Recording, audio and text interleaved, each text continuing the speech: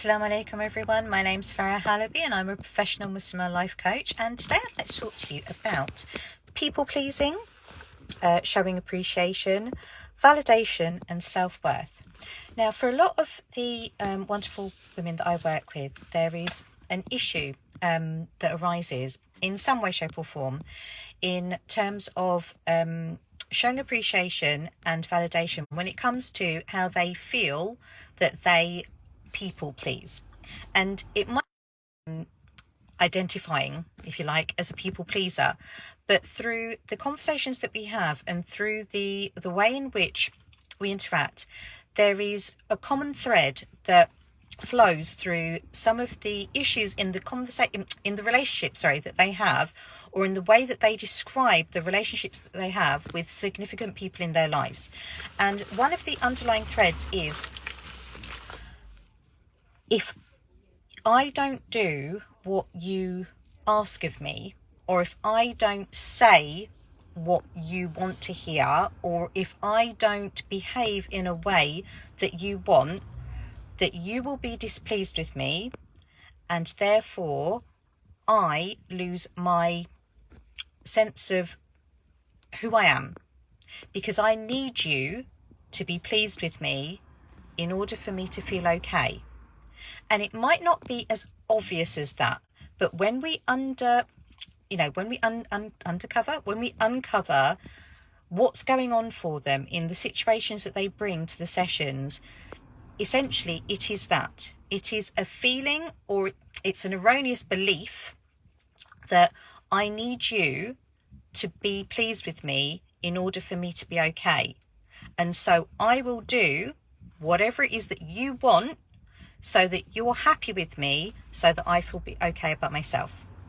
And when we give over our well-being, that power to be okay, that power to feel all right about ourselves, that sense of well-being, that sense of security, that sense of okayness, to the whims of others, we've passed on our power to something that cannot be defined, that doesn't have a set framework. Because what pleases someone one day may not please them the next. Because as human beings, our feelings, our thoughts, our opinions, they change all the time. They're not stagnant, they're not static, they are ebbs and flows. They are, one day you might really love doing something, you might really enjoy being with someone. In the next moment, they might be getting on your nerves, or you suddenly, dislike whatever it is that the day before you purported to love.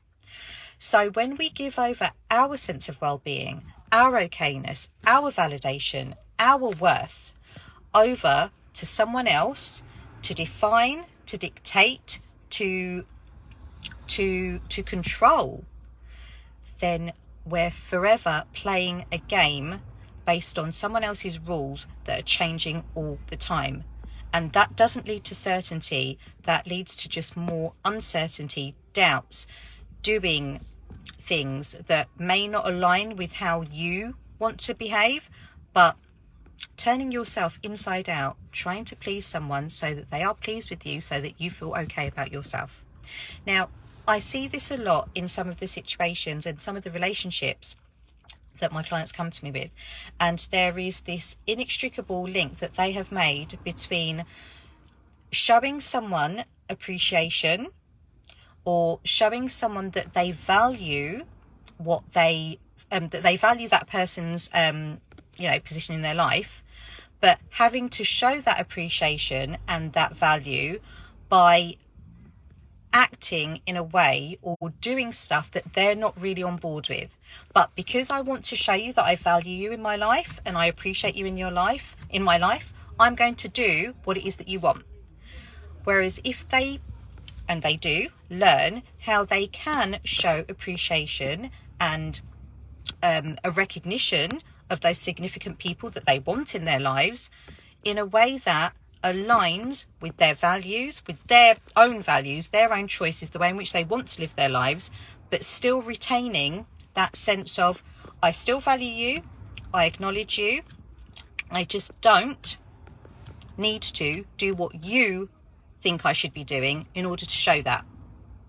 I can still live my life on my terms, making the choices that are best for me, and appreciate that you may have other ideas of what you think is best or what you think I should be doing, but that's okay. I don't have to do what you say.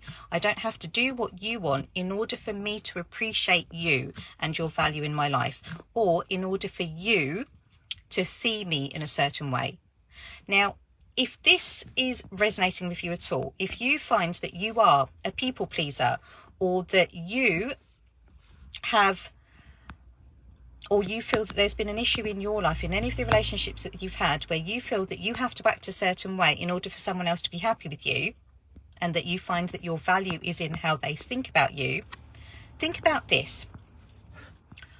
What would you lose and what would you gain if you made the decisions about your life that served you? Not others, but served you. That you had mulled over and decided, that's a good thing for me to do. Someone else might not agree with it, but I believe that that's a good thing for me to do. What would you gain and what would you lose in making that decision for yourself?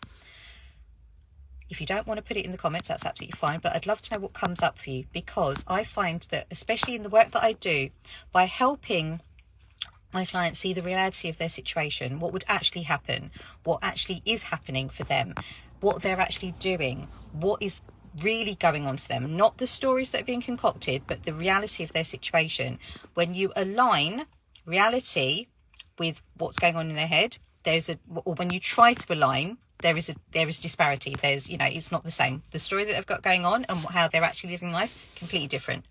So when we align those two, when you are in alignment with the choices that you are making, the actions that you are taking, and the intentions by which you are taking those actions, and you have a firm belief that that is what is good for you, then even if you begin taking the actions, and even if the outcome isn't what someone else wants, if it is what you believe is the right thing to do, that's where your security and your okayness really comes from. The ability to make a decision, the ability to make the choices, the ability to think about what is best for you, and taking those actions with the intentions that that is best for you. Because when we're trying to please others, we can turn ourselves inside out, and that person may or may not be pleased with us. But what have we done in the process? Who have we lost? What have we lost, and what have we gained doing that?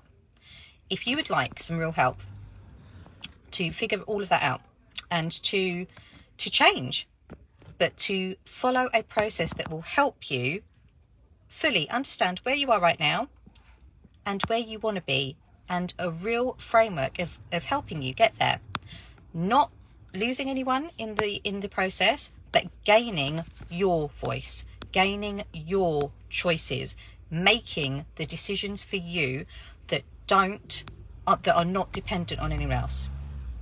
If you'd like some help to do that, then send me a message, either DM me or send me an email, connect@farahalaby.com for my next available consultation. And let's spend some time together to really, really uncover and unpick what's going on for you, and to create a plan to take you through a process to get you to making the decisions in your life that serve you and that are pleasing to Allah subhanahu wa ta'ala, and make that the focus. My name's Farah Halaby. As you know, I'm a professional Muslim life coach, and I pray that you are safe, well, happy and healthy, and inshallah I shall pop on again for another conversation. But for now, take care. Assalamu alaikum.